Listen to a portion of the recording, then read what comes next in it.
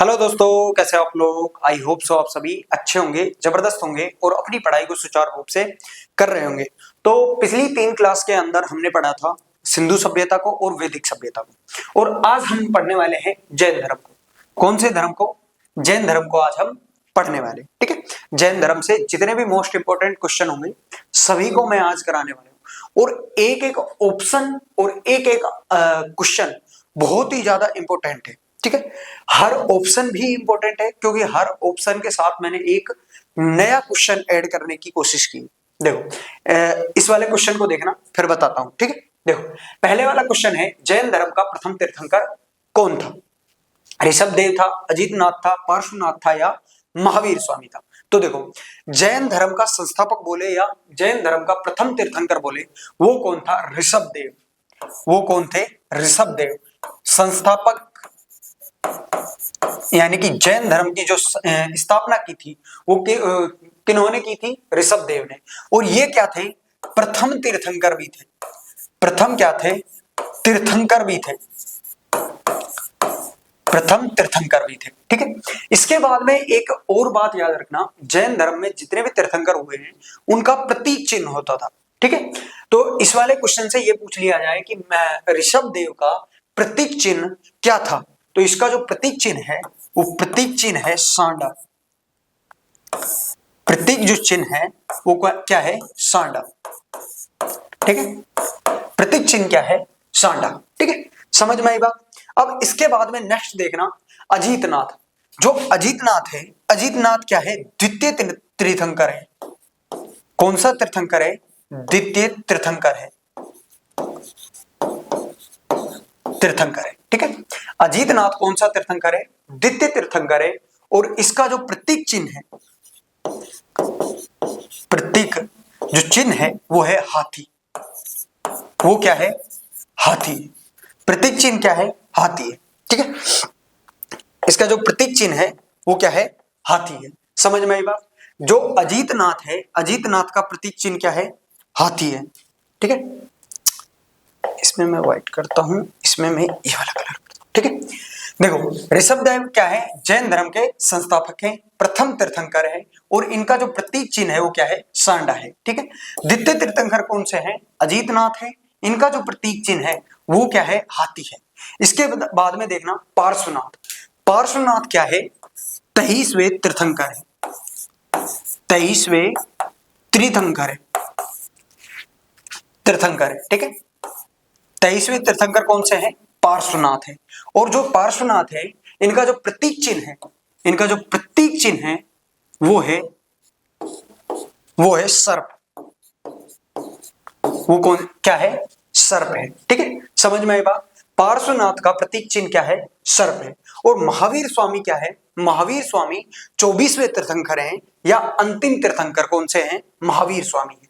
तो देखो अंतिम तीर्थंकर कौन से हैं, इधर लिख रहा हूं। अंतिम जो तीर्थंकर है, अंतिम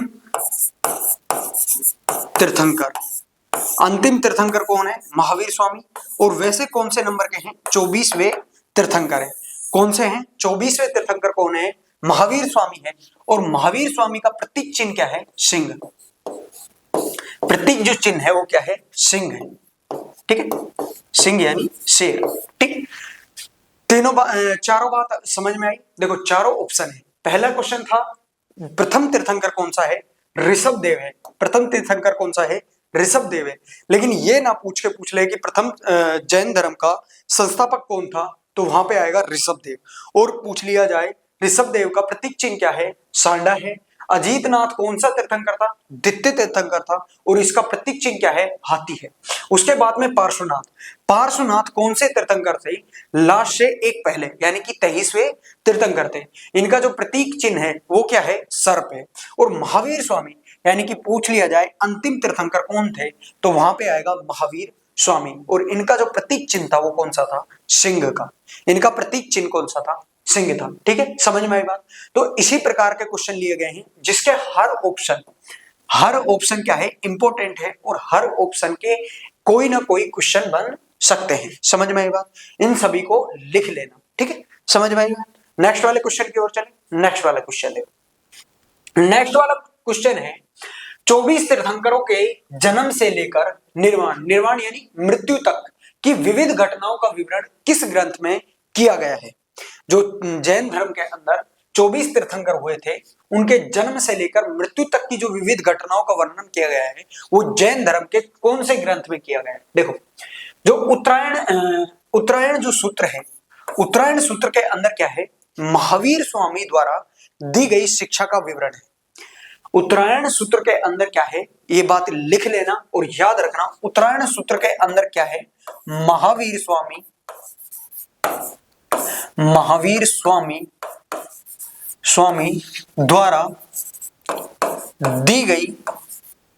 द्वारा दी गई शिक्षा का विवरण है। शिक्षा का विवरण है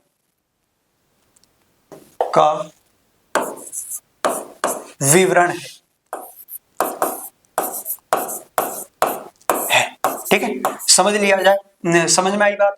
ये वाला क्वेश्चन भी बन सकता है कि महावीर स्वामी द्वारा दी गई शिक्षा का विवरण जैन धर्म के किस ग्रंथ के अंदर है?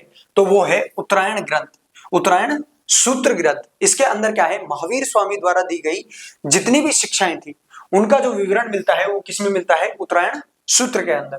उसके बाद में देखना त्रिपिटक। देखो, ये त्रिपिटक ऑप्शन में लिया गया है, लेकिन त्रिपिटक क्या है? बौद्ध धर्म का ग्रंथ है, बौद्ध धर्म का धर्म ग्रंथ है, जिसमें क्या है? बौद्ध धर्म की शिक्षा, जितनी भी शिक्षा है, उनका विवरण किसमें है?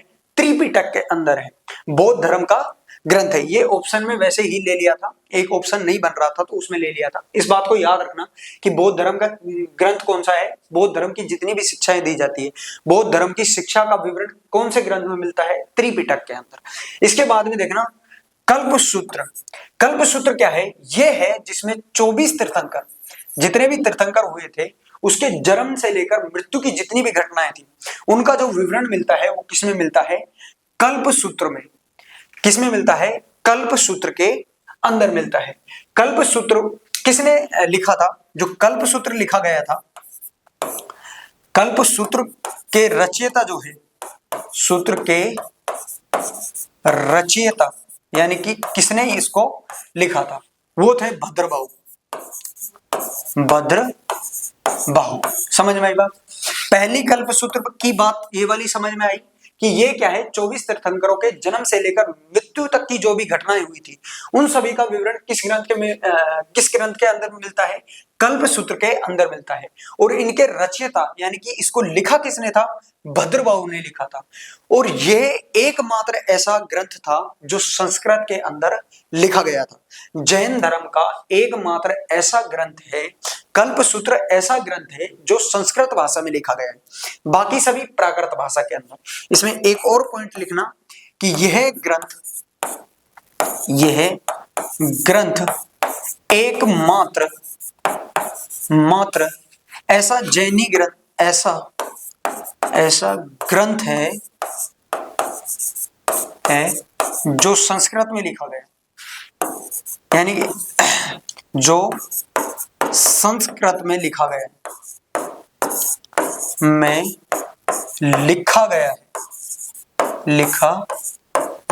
है। देखो, यहां पे सारे ग्रंथों की बात नहीं हो रही है। जैन धर्म के जितने भी ग्रंथ थे वो सभी प्राकृत भाषा के अंदर मिले। वो किस भाषा के अंदर मिले हैं? प्राकृत भाषा के अंदर मिले हैं। लेकिन कल्पसूत्र एकमात्र ऐसा ग्रंथ है जो किसमें? संस्कृत भाषा में लिखा गया है। ठीक है, समझ में आई बात? कल्पसूत्र एकमात्र ऐसा ग्रंथ है जो संस्कृत भाषा में लिखा गया है और इसके रचयिता कौन है? भद्रबाहु है। और कल्पसूत्र के अंदर क्या मिलता है? 24 तीर्थंकरों की जन्म से लेकर निर्वाण की जितनी भी घटनाएं हैं, उन सभी का विवरण कौन से ग्रंथ में मिलता है? कल्पसूत्र ग्रंथ में मिलता है। ठीक है, और उत्तरायण सूत्र के अंदर महावीर स्वामी के द्वारा दी गई जितनी भी शिक्षाएं थी, महावीर स्वामी के जितने भी उपदेश या निर्देश या नियम जो थे, वो कौन किसके अंदर मिलते हैं? उत्तरायण सूत्र के अंदर मिलते हैं। समझ में आई बात? नेक्स्ट वाला क्वेश्चन देखो। नेक्स्ट वाला क्वेश्चन है, महावीर स्वामी का जन्म कब हुआ था? 740 ईसा पूर्व, 650 ईसा पूर्व, 540 ईसा पूर्व या 560 ईसा पूर्व। देखो जो महावीर स्वामी का जन्म हुआ था वो हुआ था 540 ईसा पूर्व, 540 ईसा पूर्व। 540 ईसा पूर्व वैशाली के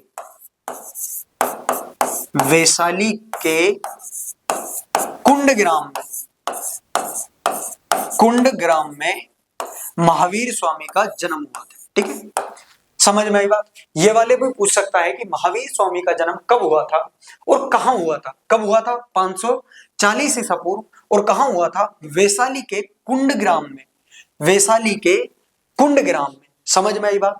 महावीर स्वामी का जन्म कब हुआ? 540 ईसा पूर्व। और कहां हुआ? ये वाला क्वेश्चन भी बन सकता है, महावीर स्वामी का जन्म कहां हुआ? वैशाली के कुंड ग्राम में। ठीक है, समझ में आई बात। इसका सही आंसर होगा 540 ईसा पूर्व। नेक्स्ट चले, नेक्स्ट वाला क्वेश्चन देखो। नेक्स्ट वाला क्वेश्चन है, महावीर स्वामी के पिता का क्या नाम था? अश्वसेन, सिद्धार्थ, चेटक या जमाली? देखो जो अश्वसेन थे, अश्वसेन कौन थे? क्वेश्चन ने पूछा है महावीर स्वामी के पिता का क्या नाम था, तो महावीर स्वामी का जो पिता था वो कौन था? सिद्धार्थ था। लेकिन जो अश्वसेन थे, ये जो 23वें तीर्थंकर, 23वें जो तीर्थंकर थे, तीर्थंकर पार्श्वनाथ कौन थे? 23वें तीर्थंकर कौन थे? पार्श्वनाथ के पिता थे, पार्श्वनाथ के पिता थे। ठीक है, पिता थे। समझ में आई बात।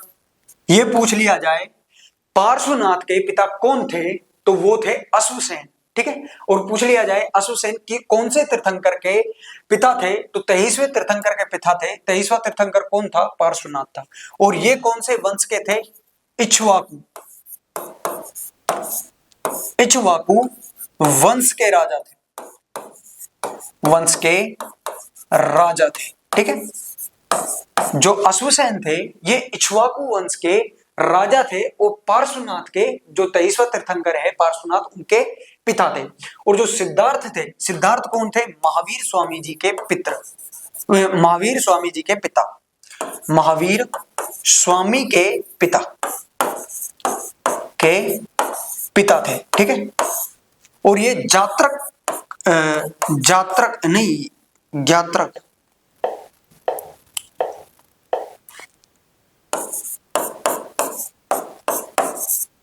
ये यात्रक है, सुन यात्रक है।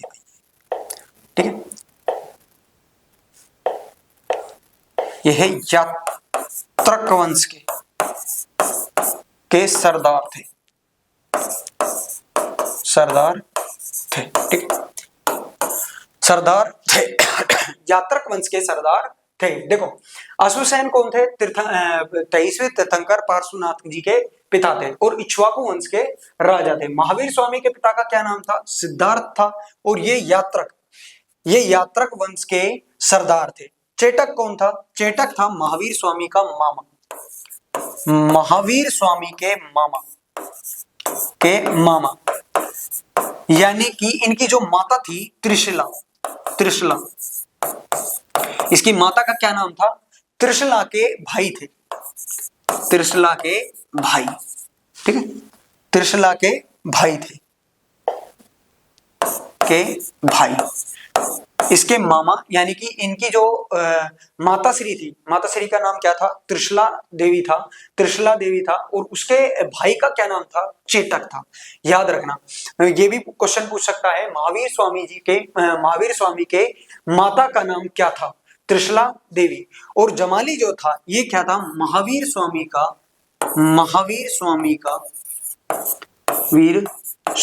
का प्रथम अनुयायी,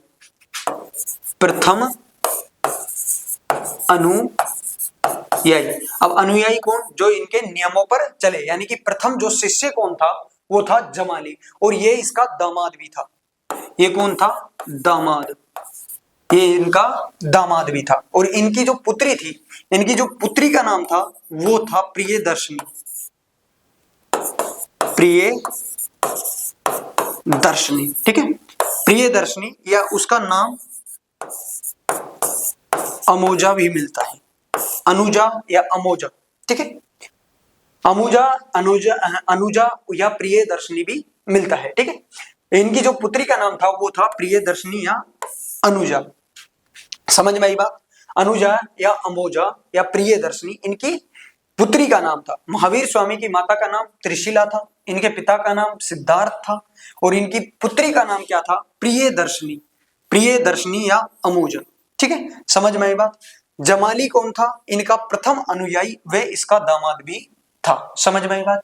और अश्वसेन कौन थे? अश्वसेन पार्श्वनाथ, 23वें तीर्थंकर पार्श्वनाथ के पिता थे, जो इक्ष्वाकु वंश के राजा थे। समझ में आई बात?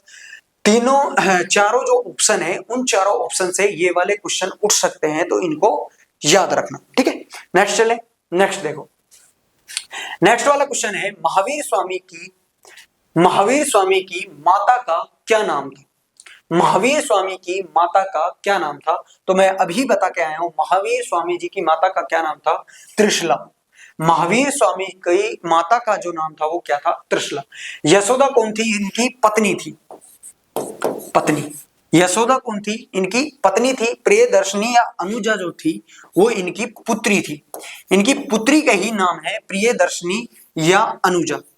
कहीं कहीं पर उसका नाम अनुजा भी लिया जाता है और कहीं पर प्रियदर्शनी भी लिया जाता है।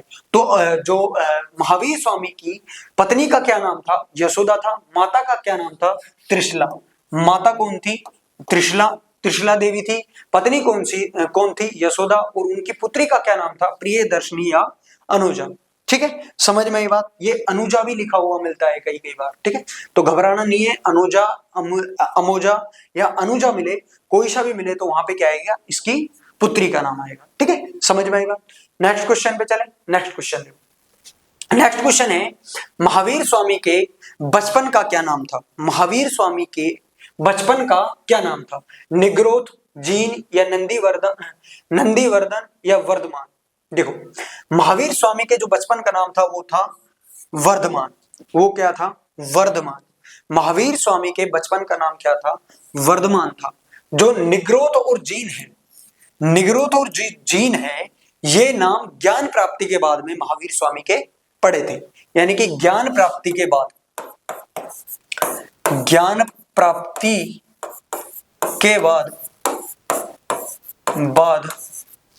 महावीर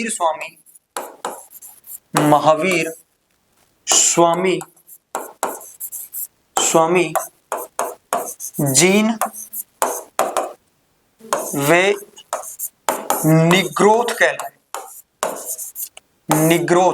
जीन वे निग्रोध कहलाए। ठीक है, समझ में आई बात? ज्ञान प्राप्ति के बाद में महावीर स्वामी के क्या नाम पड़े थे? जीन का अर्थ होता है विजेता। इसका क्या होता है? विजेता। महावीर स्वामी का जो जीन नाम पड़ता है, जीन का क्या अर्थ होता है? विजेता। और निग्रोध का अर्थ होता है बिना रुके,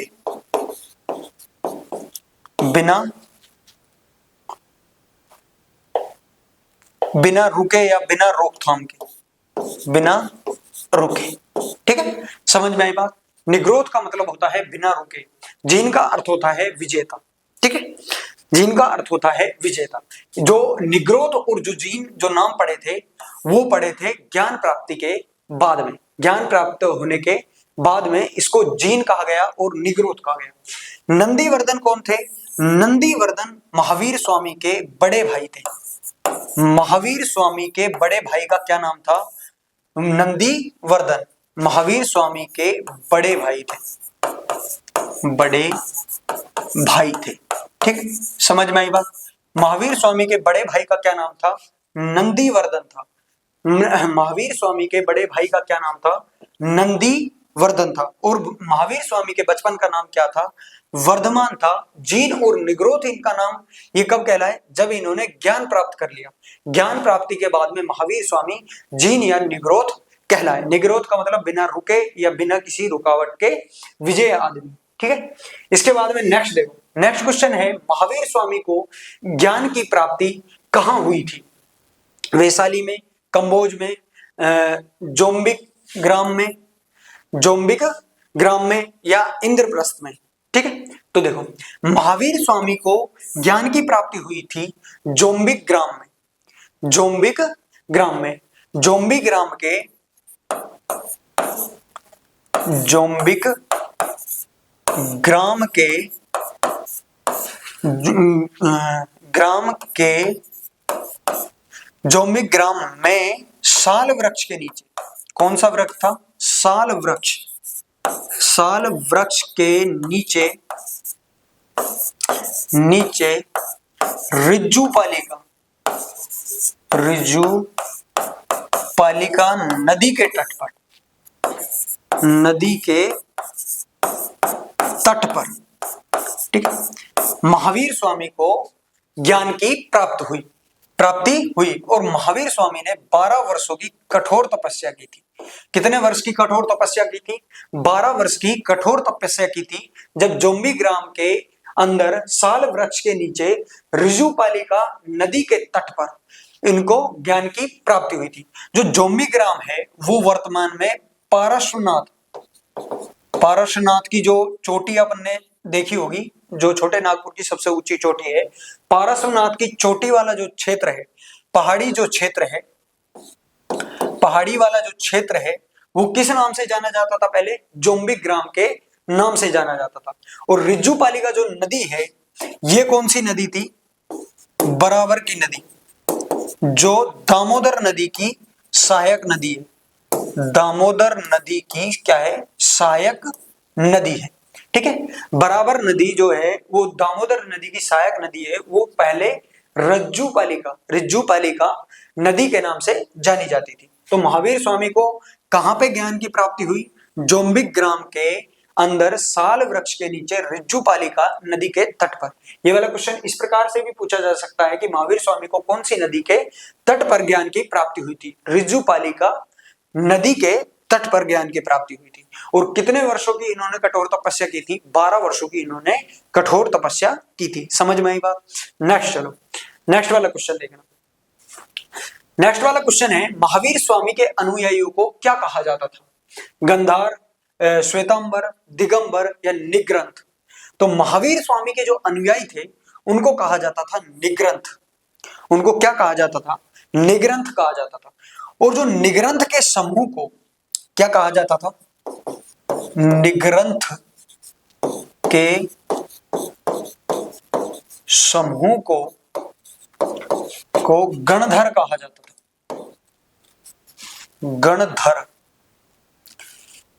गणधर कहा जाता था, ठीक है, कहा जाता था, ठीक है। समझ में आई बात? यानी कि जो महावीर स्वामी के जो शिष्य थे, उनके ग्रुप को क्या कहा जाता था? गणधर कहा जाता था। और महावीर स्वामी ने अपने जो शिष्य थे उनके 11 गणधर बनाए थे, यानी कि उनको 11 भागों में विभाजित किया था, ठीक है।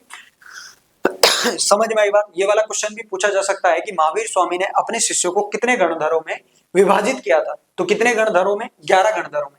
इनके अनुयायी यानी कि इनके शिष्यों को क्या कहा जाता था? निग्रंथ कहा जाता था।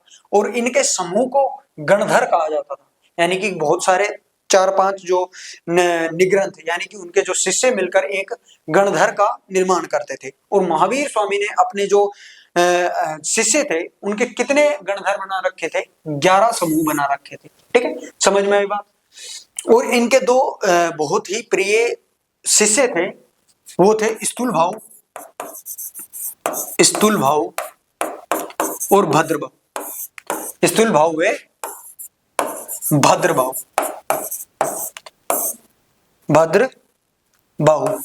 ठीक है, भद्रभाव।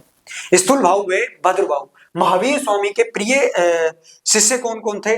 स्थूल भाव और भद्रभाव। ये इसके बाद में जो स्थूल भाव के अनुयायी थे वो क्या कहलाए? श्वेतांबर। और भद्रभाव के जो अनुयायी थे वो क्या कहलाए? दिगंबर। ये दोनों क्या हो गए थे? अलग अलग हो गए थे। इन्होंने अपने समूह को अलग अलग कर लिया। इन्होंने अपने अपने अनुयायी बनाए, यानी कि अपने अपने शिष्य बनाए। तो स्थूल भाव के जो शिष्य थे वो किस नाम से जाने जाते थे? श्वेतांबर के नाम से, यानी कि वे श्वेत वस्त्र पहनते थे। और भद्रभाव के जो शिष्य थे वो किस नाम से जाने लगे? दिगंबर, यानी कि बिना वस्त्रों वाले जो शिष्य, ठीक है। समझ में आई बात? स्थूल भाव और भद्रभाव महावीर स्वामी के 2 प्रिय शिष्य थे। और स्थूल भाव को अनुसरण करने वाले, स्थूल भाव का अनुसरण करने वाले जो शिष्य थे वो किस नाम से जाने जाने लगे? श्वेतांबर। और भद्र भाव को अनुसरण करने वाले जो शिष्य थे वो किस नाम से जाने जाने लगे? दिगंबर। ठीक है, समझ में आई बात? समझ में आई बात? और महावीर स्वामी के जो अनुयायी थे, शिष्य थे, उनको किस नाम से जाना जाने लगा? निग्रंथ के नाम से जाना जाने लगा। ठीक है, इसके बाद में नेक्स्ट क्वेश्चन देगा। नेक्स्ट क्वेश्चन है नीलकमल किस जैन तीर्थंकर का प्रतीक चिन्ह है? इस वाले क्वेश्चन को थोड़ा सही कर लेना। नीलकमल किस जैन तीर्थंकर का प्रतीक चिन्ह है? संपार्श्व का है, अरिष्टनेमी का है, संभव का है या नामी का है? देखो, जो संपार्श्व है, संपार्श्व का जो प्रतीक चिन्ह है, ये कौन सा तीर्थंकर है? सातवां तीर्थंकर है। संपार्श्व कौन सा है? सातवां तीर्थंकर है। सातवां तीर्थंकर, सातवां तीर्थंकर है। और इसका जो प्रतीक चिन्ह है वो है स्वास्तिक चिन्ह, स्वास्तिक चिन्ह। ठीक है, स्वास्तिक चिन्ह यानी कि सातया। ठीक है, अरिष्टनेमी जो है, अरिष्टनेमी 22वें तीर्थंकर है। अरिष्टनेमी कौन से तीर्थंकर है? 22वें तीर्थंकर है, तीर्थंकर है। और इनका जो प्रतीक चिन्ह है वो है शंख। अरिष्टनेमी कौन से तीर्थंकर हैं? 22वें तीर्थंकर हैं। और इनका जो प्रतीक चिन्ह है वो कौन सा है? शंख है। उसके बाद में संभव जो है ये तीसरे यानी कि तृतीय तीर्थंकर कौन से हैं? संभव है। तृतीय तीर्थंकर कौन से हैं? संभव है, तीसरे तीर्थंकर है, तीसरे तीर्थंकर है। और इनका जो प्रतीक चिन्ह है वो है घोड़ा, घोड़ा। ठीक है, इसके बाद में आता है नामी। जो नामी है ये कौन से तीर्थंकर है? 21वें तीर्थंकर है। 21वें तीर्थंकर कौन है? नामी। 21वें तीर्थंकर कौन है? नामी है। और इनका जो प्रतीक चिन्ह है वो है नीलकमल। इनका जो प्रतीक चिन्ह है वो क्या है? नीलकमल है। ठीक है, देखो इन वाले क्वेश्चन है ये, इन ऑप्शन से ये आपको क्वेश्चन बन सकते हैं। अरिष्टनेमी कौन सा तीर्थंकर है? तो याद रखना है 22वां तीर्थंकर है। इसका जो प्रतीक चिन्ह है वो क्या है? शंख है। इसका प्रतीक चिन्ह क्या है? शंख है। संभव जो है वो कौन से तीर्थंकर है? तीसरे हैं। और इनका जो प्रतीक चिन्ह है वो क्या है? घोड़ा है। ठीक है, नामी जो है वो 21वें तीर्थंकर है और इनका प्रतीक चिन्ह क्या है? नीलकमल है। संपार्श्व जो है ये 7वें तीर्थंकर है। कौन से तीर्थंकर है? 7वें तीर्थंकर है। और जो स्वास्तिक चिन्ह है, स्वास्तिक चिन्ह किसका प्रतीक चिन्ह है? संपार्श्व का है जो 7वें तीर्थंकर है। समझ में आई बात? ये वाले हर ऑप्शन के अंदर से एक ना एक क्वेश्चन आपको मिल जाएगा। ठीक है, समझ में आई बात? तो इन सभी को याद रखना। ठीक है, नेक्स्ट चले, नेक्स्ट वाला क्वेश्चन देखो। नेक्स्ट वाला क्वेश्चन है महावीर स्वामी की मृत्यु के बाद में प्रथम उपदेश किसने दिया था? पार्श्वनाथ ने, स्थूल भाव ने, भद्र भाव ने या आर्य सुधर्मा ने? बताओ, महावीर स्वामी की मृत्यु के बाद में, महावीर स्वामी की मृत्यु के बाद में प्रथम जो उपदेश दिया था वो किसने दिया था? पार्श्वनाथ ने, स्थूल भाव ने, भद्र भाव ने या आर्य सुधर्मा ने? तो याद रखना, महावीर स्वामी के बाद में जो उपदेश देने का कार्य किया था वो क्या था? आर्य सुधर्मा ने। किसने किया था? आर्य सुधर्मा ने। ठीक है, समझ में आई बात? नेक्स्ट क्वेश्चन की ओर चले। नेक्स्ट क्वेश्चन देखो। नेक्स्ट क्वेश्चन है महावीर स्वामी ने अपने उपदेश किस भाषा में दिए थे? भागवत भाषा में, प्राकृत भाषा में, संस्कृत भाषा में या देवनागरी भाषा में? देखो, संस्कृत भाषा में एक ही है, कल्पसूत्र, कल्पसूत्र, जिसके अंदर 24 तीर्थंकरों की जीवनी है। ठीक है, 24 तीर्थंकर जो है, तीर्थंकर की जीवनी है, 24 तीर्थंकरों की जीवनी है। और ये किस भाषा में है? संस्कृत भाषा में। और इसके रचयिता कौन है? भद्रभाव। इनके जो रचयिता है वो कौन है?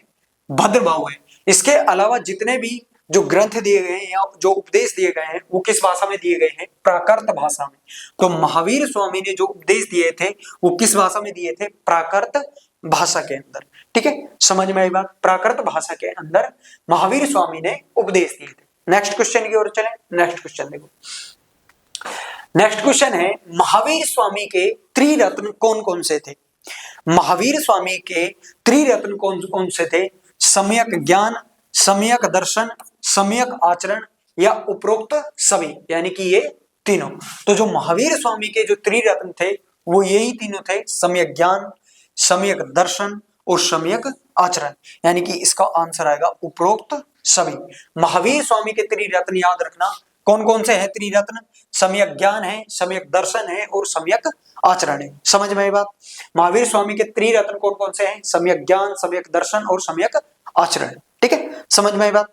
नेक्स्ट क्वेश्चन की ओर चलें। नेक्स्ट क्वेश्चन देखो, नेक्स्ट क्वेश्चन है महावीर स्वामी की प्रथम जैन भिक्षुणी कौन थी? यानी कि प्रथम जो शिष्या थी, महिला जो शिष्य, वो कौन थी? देखो, जो महावीर स्वामी की प्रथम जो जैन भिक्षुणी थी वो थी चंपा।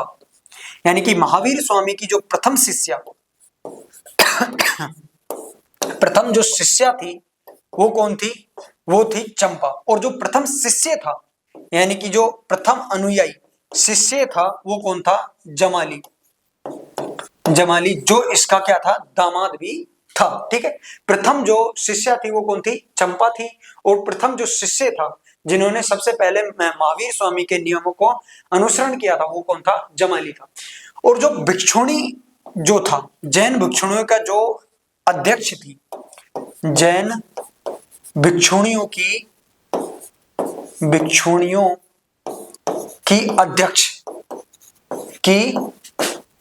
अध्यक्ष जैन भिक्षुणियों की जो अध्यक्ष थी वो कौन थी? चंदना। वो कौन थी? चंदना थी। देखो, शिष्याओं की मुखिया जो थी वो कौन थी? चंदना थी। ठीक है, महावीर स्वामी की जो जैन भिक्षुणियों की जो अध्यक्ष थी वो कौन थी? चंदना थी। और इसकी जो प्रथम शिष्या थी वो कौन थी? चंपा थी। प्रथम शिष्या कौन थी? चंपा थी। समझ में आई बात? जैन भिक्षुणियों की जो अध्यक्ष थी वो कौन थी? चंदना थी। और प्रथम जो शिष्या थी वो कौन थी? चंपा थी। ठीक है, समझ में आया ये वाला क्वेश्चन? ये प्रियदर्शनी उसकी पुत्री थी। ये कौन थी? उसकी पुत्री थी। और ये ऐसे ही ऑप्शन के लिए ले लिया था। ठीक है, समझ में आई बात? नेक्स्ट चलो, नेक्स्ट वाला क्वेश्चन देखना, महावीर स्वामी की मृत्यु कब हुई थी? सन 460 में, 468 में, 457 में या 467 में? बताओ। महावीर स्वामी की मृत्यु 467 ईस्वी में हुई थी, 460 में, 468 में या 457 में? तो देखो, महावीर स्वामी की जो मृत्यु हुई थी वो 468 में हुई थी। ये 72 वर्ष की आयु, कितने वर्ष की आयु के होकर मरे थे? 72 वर्ष की आयु के होकर मरे थे। ठीक है, महावीर स्वामी की मृत्यु कब हुई थी? 468 में। और ये कब, कितने वर्ष के होकर मरे थे? 72 वर्ष में। और कहां पे मरे थे? पावापुरी में। पावापुरी में महावीर स्वामी की मृत्यु 468 ईस्वी में पावापुरी के अंदर हुई थी। समझ में आई बात? महावीर स्वामी की मृत्यु 468 ईसा पूर्व पावापुरी में हुई थी। और ये कितने वर्ष के होकर मरे थे? 72 वर्ष के होकर मरे थे। ठीक है, समझ में आई बात? नेक्स्ट क्वेश्चन की ओर चलें। नेक्स्ट क्वेश्चन देखो, नेक्स्ट क्वेश्चन है, पहली जैन संगति कब हुई थी? पहली जैन संगति कब हुई थी? 400 ईसा पूर्व में, 300 ईसा पूर्व में, 500 ईसा पूर्व में या 250 ईसा पूर्व में? तो जो पहली जैन संगति हुई थी वो हुई थी 300 ईसा पूर्व में। कब हुई थी? 300 ईसा पूर्व में। कहां पर? पाटलिपुत्र में। पाटलिपुत्र में। ठीक है, पहली जैन संगति 300 ईसा पूर्व में हुई थी। कब हुई थी? 300 ईसा पूर्व में हुई थी। और कहां पे हुई थी? पाटलिपुत्र के अंदर हुई थी। और इनका जो अध्यक्ष था, प्रथम जो जैन संगति के जो अध्यक्ष थे वो कौन थे? स्थूल बाहु। प्रथम जैन संगति के अध्यक्ष कौन थे? स्थूल बाहु थे। और प्रथम जैन संगति के समय में 12 अंग पुस्तक की रचना हुई थी। 12 अंग पुस्तक की रचना हुई थी। और इसकी जो रचना की थी वो किसने की थी? भद्रबाहु ने। प्रथम जैन संगति के अंदर कौन सी पुस्तक की रचना की गई थी या कौन सी पुस्तक लिखी गई थी? 12 अंग। किसने लिखी थी? भद्रबाहु ने। और प्रथम जो जैन संगति है वो कहां पे हुई थी? पाटलिपुत्र के अंदर हुई थी। और इसके अध्यक्ष कौन थे? स्थूल बाहु थे। उनके अध्यक्ष कौन थे? स्थूल बाहु थे। ठीक है, समझ में आई बात? कब हुई थी? 300 ईसा पूर्व में हुई थी। ठीक है, ये 4 पॉइंट इसमें याद रखना। कब हुई थी? 300 ईसा पूर्व में हुई थी। कहां पे हुई थी? पाटलिपुत्र में हुई थी। इनके अध्यक्ष कौन थे? स्थूलभाऊ थे। और ये इसके अंदर कौन सी पुस्तक की रचना की गई थी? 12 अंक पुस्तक की रचना की गई थी। ठीक है, समझ में आई बात? नेक्स्ट वाला क्वेश्चन देखो। नेक्स्ट वाला क्वेश्चन है, चामुंड शासकों द्वारा कौन सा जैन मंदिर बनवाया गया था? मथुरा का जैन मंदिर, गोमतेश्वर का जैन मंदिर, खजुराहो का जैन मंदिर या दिलवाड़ा का जैन मंदिर? ठीक है, देखो जो मथुरा का जैन मंदिर है ये मौर्यों द्वारा बनाया गया था। मौर्य शासकों द्वारा, मौर्य शासकों द्वारा कौन सा जैन मंदिर बनाया गया था? मथुरा का जैन मंदिर। और गोमतेश्वर जो मंदिर है ये बनाया गया था कर्नाटक के चामुंड शासकों द्वारा। ठीक है, जो गोमतेश्वर जैन मंदिर है वो किसके द्वारा बनाया गया था? चामुंड शासकों के द्वारा। कर्नाटक के चामुंड शासकों द्वारा गोमतेश्वर का जैन मंदिर बनवाया गया था। और जो खजुराहो का जैन मंदिर है ये किनके द्वारा बनाया गया था? मध्य प्रदेश के चंदेल शासकों द्वारा कौन सा जैन मंदिर बनवाया गया था? खजुराहो का जैन मंदिर बनवाया गया था। उसके बाद में आता है दिलवाड़ा का जैन मंदिर। ये राजस्थान के वस्तुपाल वे तेजपाल के द्वारा बनवाया गया था। ठीक है, जो दिलवाड़ा का जैन मंदिर है वो किन के द्वारा बनाया गया था? वस्तुपाल और तेजपाल के द्वारा बनाया गया था। और कहां पे बनाया गया था? माउंट आबू के अंदर, माउंट आबू की पहाड़ी पर। ठीक है, माउंट आबू की पहाड़ी पर, राजस्थान की माउंट आबू पहाड़ी पर कौन सा जैन मंदिर बनवाया गया था? दिलवाड़ा का जैन मंदिर। और कौन कौन ने बनवाया था? ये वस्तुपाल ने और तेजपाल के द्वारा। ठीक है, समझ में आए बात? ये वाला क्वेश्चन समझ में आए? इनमें चारों ऑप्शन से एक एक क्वेश्चन उठ सकता है कि खजुराहो का जो जैन मंदिर है वो कौन से शासकों द्वारा बनाया गया था? वो मध्य प्रदेश के चंदेल शासकों द्वारा बनाया गया था। नेक्स्ट क्वेश्चन की ओर चले। नेक्स्ट क्वेश्चन देखो। नेक्स्ट क्वेश्चन है, दूसरी जैन संगति के अध्यक्ष कौन थे? भद्रभाऊ, स्थूलभाऊ, देवादी क्षमा श्रवण। ये क्या लिख रखा है थोड़ा करेक्ट कर लेना इसको। ठीक है, अरिष्ट नेमी। तो जो दूसरी जैन संगति थे उनके जो अध्यक्ष थे वो थे देवादी क्षमा श्रवण।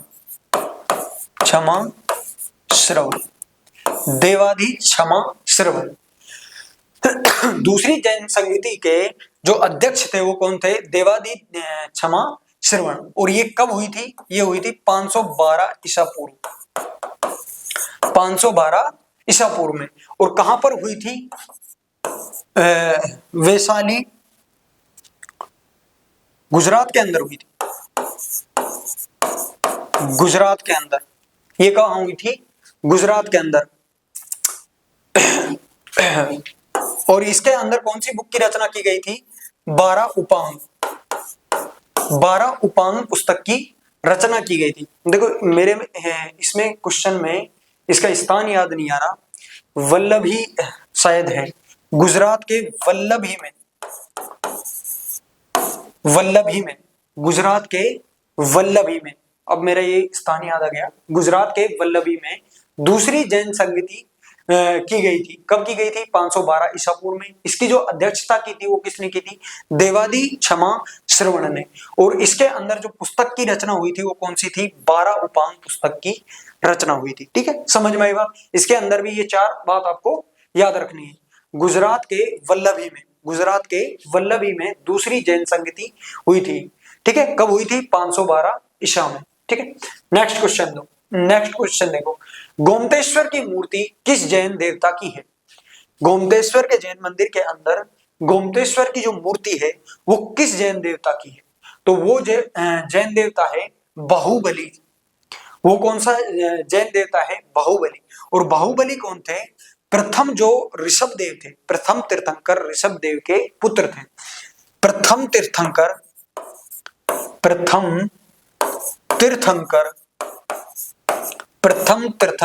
ऋषभ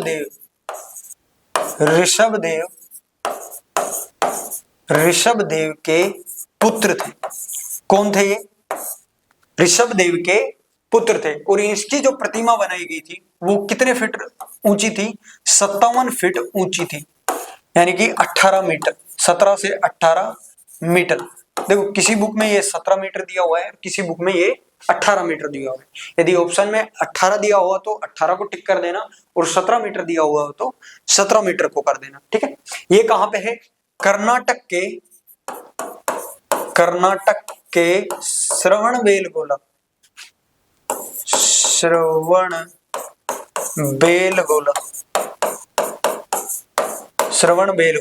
ठीक है, श्रवणबेलगोला में, कर्नाटक के श्रवणबेलगोला में गोमतेश्वर महाराज की जो बाहुबली है उनकी क्या है? प्रतिमा है। ठीक है, और ये किसके द्वारा बनाई गई थी?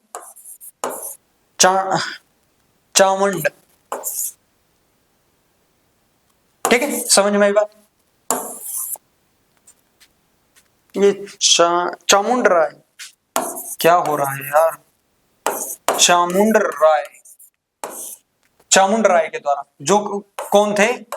गगन शासक, गगन वंश के राजा के सेनापति, गगन वंश के राजा के सेनापति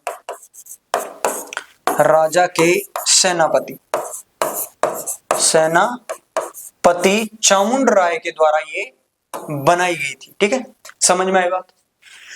देखो कुछ कुछ चीजें क्या है, मिस आउट हो जाती है। ठीक है, तो उनको देख लेना, इतनी गलतियां चल जाती है। ठीक है, तो ये वाला समझ में आया पॉइंट? ये कितने फीट ऊंची है?